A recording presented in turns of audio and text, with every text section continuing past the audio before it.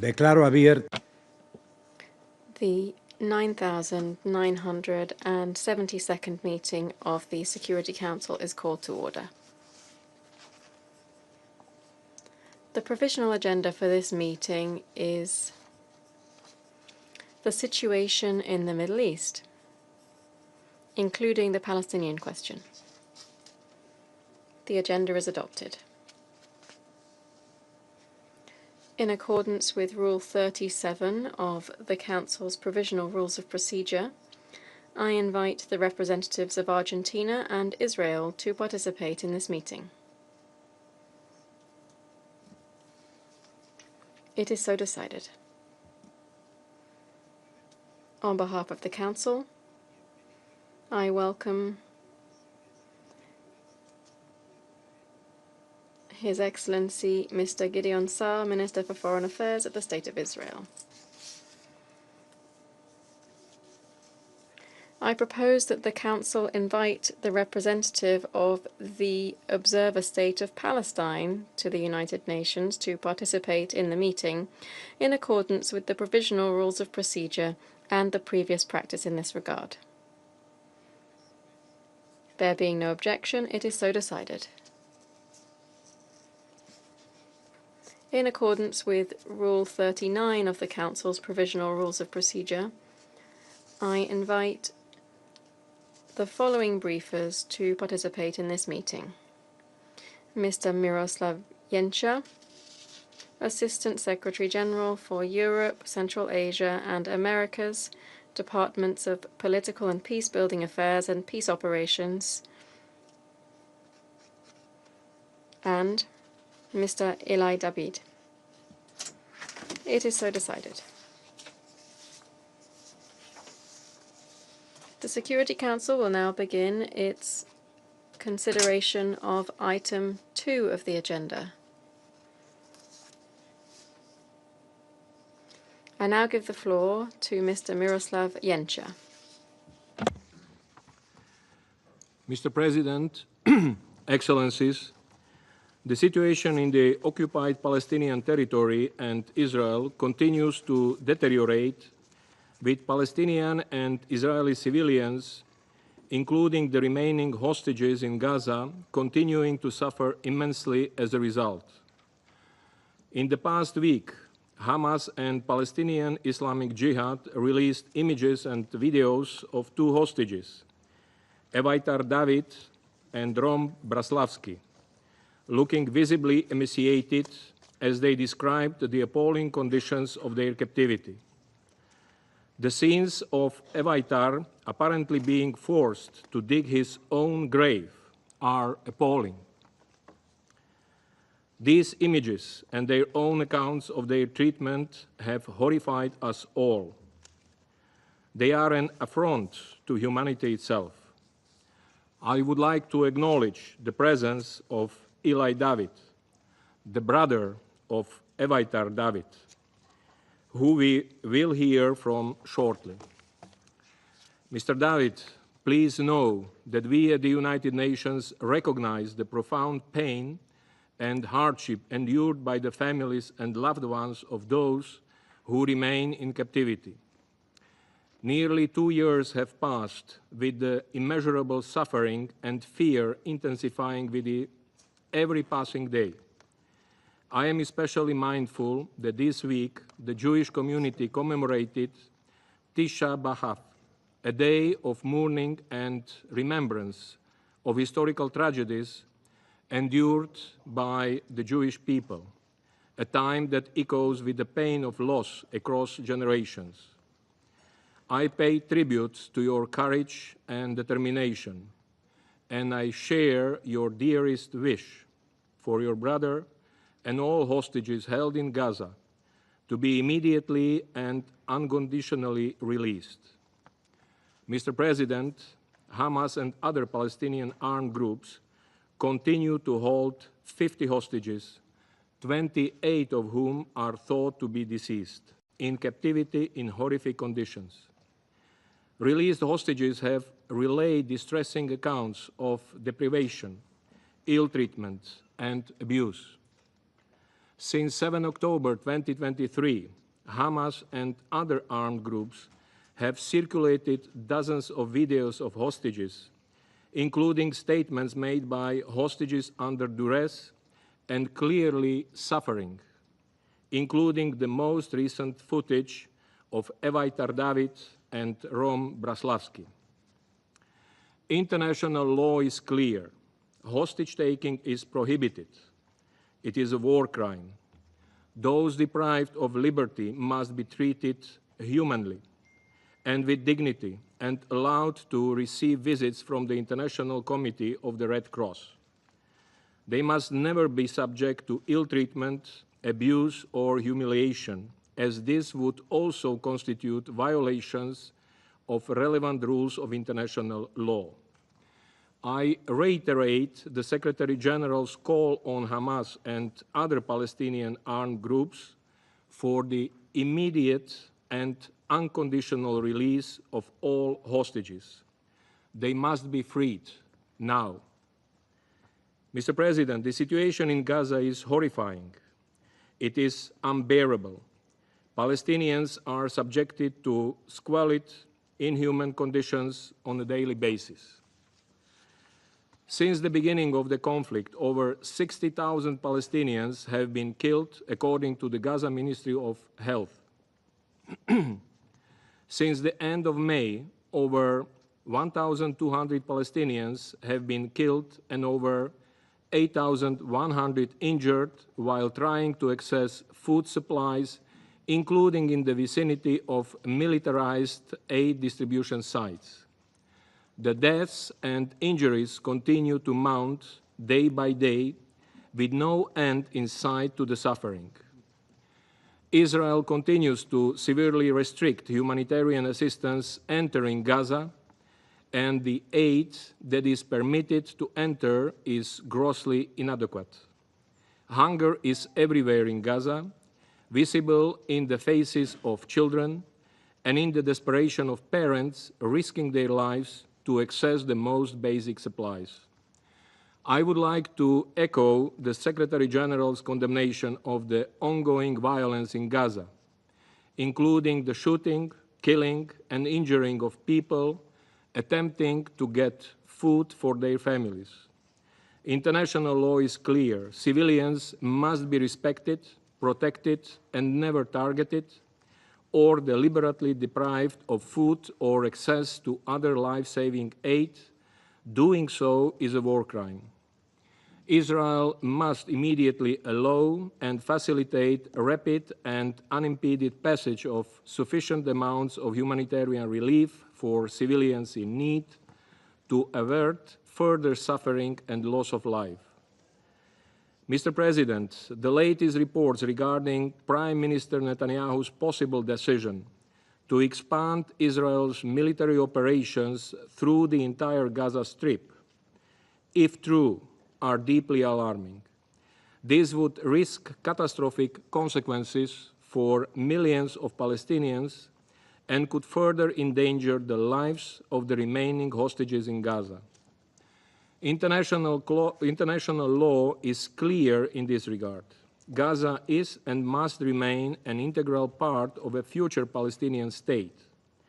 As declared by the International Court of Justice in its advisory opinion of 19 July 2024, the State of Israel is under an obligation to cease immediately all new settlement activities and to evacuate all settlers from the occupied Palestinian territory, and to bring to an end its unlawful presence in the occupied Palestinian territory, Gaza and the West Bank, including East Jerusalem, as rapidly as possible.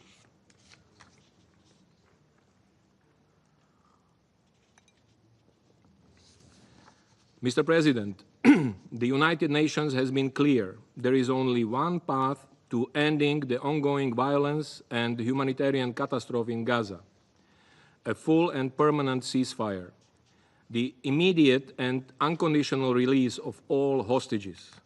Life-saving humanitarian aid must flow into Gaza at scale and without obstructions, and civilians must be guaranteed safe, unhindered access to assistance. There is no military solution to the conflict in Gaza or the broader Israeli-Palestinian conflict. We must establish political and security frameworks that can relieve the humanitarian catastrophe in Gaza, start early recovery and reconstruction, address the legitimate security concerns of Israelis and Palestinians, and secure an end to Israel's unlawful occupation and achieve a sustainable two-state solution, Israel and a fully independent, democratic, contiguous, viable, and sovereign Palestinian state, of which Gaza is an integral part, living side by side in peace and security within secure and recognized borders on the basis of the pre-1967 lines, with Jerusalem as the capital of both states. Thank you. Agradezco. I thank Mr. Yencher for his briefing. I now give the floor to Mr. Eli David. Doy la palabra, señor. I give the floor to Mr. Eli David. Mr. President, members of the Security Council, distinguished delegates, my name is Eli David, and I am speaking before you today not as a politician or a diplomat, but as a brother. My younger brother, Eviatar David, along with Guy Gilboa Dalal and 48 other hostages, are being held hostage by Hamas in Gaza. Eviatar is the kindest person I know. I learned from him how to be a better son. He is shy, but full of life. He has the soul of a musician. He has played the guitar since he was 10, and we play together every week. I miss his smile, and I miss his hug, and I just want to see him hug my parents. Eviatar was kidnapped from the Nova Music Festival. At the age of 22, he went there to celebrate life, to dance, to enjoy the music he loves. Music is a very big part of who he is. Since that day, my brother and the other hostages have endured an unimaginable nightmare. This is not just a figure of speech. Their lives are truly hanging by a thread. We now know from medical reports and other indications that Eviatar, Guy, and the others are the brink of death. They may only have days left to live. Days. That is how urgent that is. They have each lost nearly half of their body weight. My little brother now weighs only around 40 kilograms. That's just around 90 pounds. Please see this picture of me and my siblings. This is me right here. This is me. My younger sister. This is Eviatar. Look at his smile.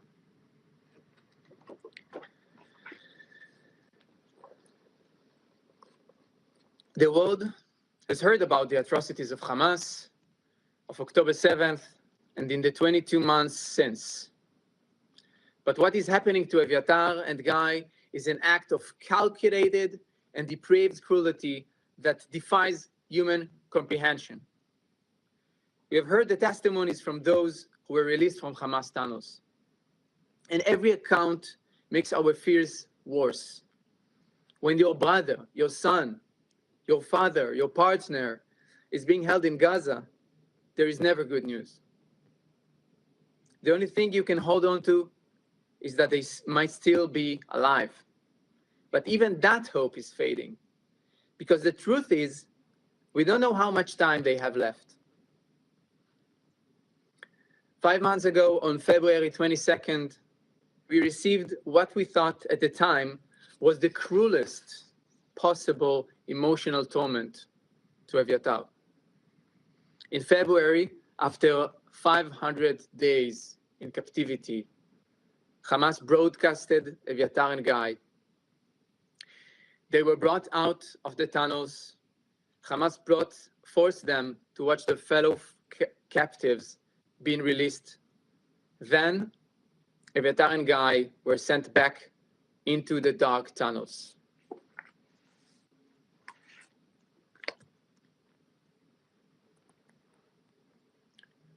You could see clearly Guy here, right here, and this is Eviatar.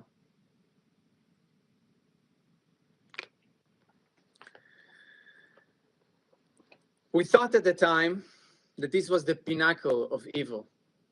But then, just this past weekend, we received a new video from hell. We were reminded just how much more cruel and inhumane Hamas and its sick partners are. My brother was a living skeleton. He had barely the strength to move or speak, his voice barely recognizable. In that video, my little brother was forced to speak to the world and then actively began to dig his own grave inside a filthy, dark tunnel in Gaza. My mother and I could not even bring ourselves to watch it. We knew that if we did, we would be unable to function. My father and sister, however, felt they had to see him, to hear his voice, to feel him somehow. Now those images haunt them. My father cannot sleep, and my mother has not stopped crying ever since. What would you do if, God forbid, it was your son, brother, partner, father?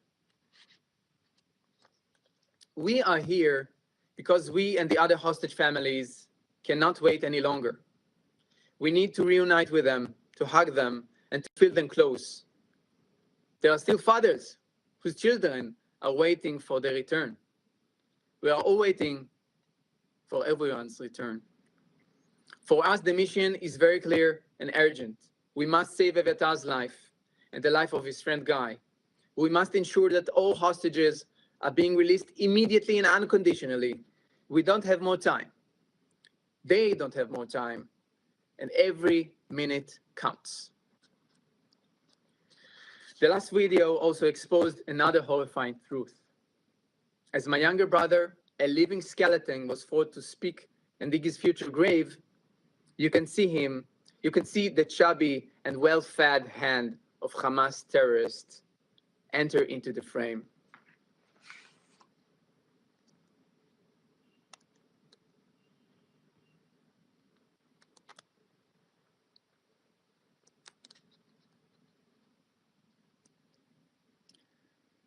This is the hand of his captor, and this is my brother.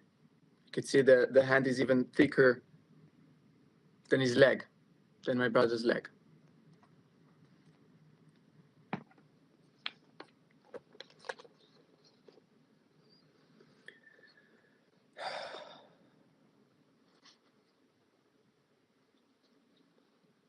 Suddenly, Hamas confirmed what we have known for months. The terrorists have plenty of food. The only ones starving in Hamas tunnels are the hostages, my brother, Guy, and the 48 others. According to testimonies, we know that the terrorists are in a room nearby, not in the filthy dungeon where Eviatar and Guy are held. They are choosing to starve them as part of a sick and twisted propaganda campaign. They use them and starve them as a weapon of war. Survivors of captivity, including Tal Shoham and Omer Venkert, were held in the same space with my brother Eviatar and his friend Guy, testified to this. They told us that the terrorists always had plenty of food nearby and would even relish it loudly, while the hostages had none. It is all part of a calculated plan to torture the hostages, starve them, break their spirit, both psychologically and physically. This is a humanitarian crisis, the one of the hostages that is being discussed here. Not here in the Security Council, and not in the other UN forums. The very soul of humanity is being scarred by Hamas's barbaric actions. We, the family of Eviatar, refuse to give up hope. We are weeping and suffering, but we are also fighting with every fiber of our being. We will not give up until we see him back home, until my mother and father can hug him again. I'm here to make a direct and urgent call to this esteemed body. First, we must demand the immediate unconditional release of Eviatar David, Guy Gilboa Dalal, and all the other hostages, living and deceased. Not only demand, but put every leverage we can to do so. The time for deliberation has run out. Their lives depend on immediate action. Eviatar, Guy, and the very least 18 other hostages are still alive. After 660 days, they have somehow managed to survive. And we call on you to rescue them from Hamas dungeons underground. Second, we must call for humanitarian aid to reach the hostages. While aid flows into Gaza to help the population, the hostages are being denied even the most basic necessities of life. They haven't received a shred of humanitarian aid since they were captive. This is a flagrant violation of international law.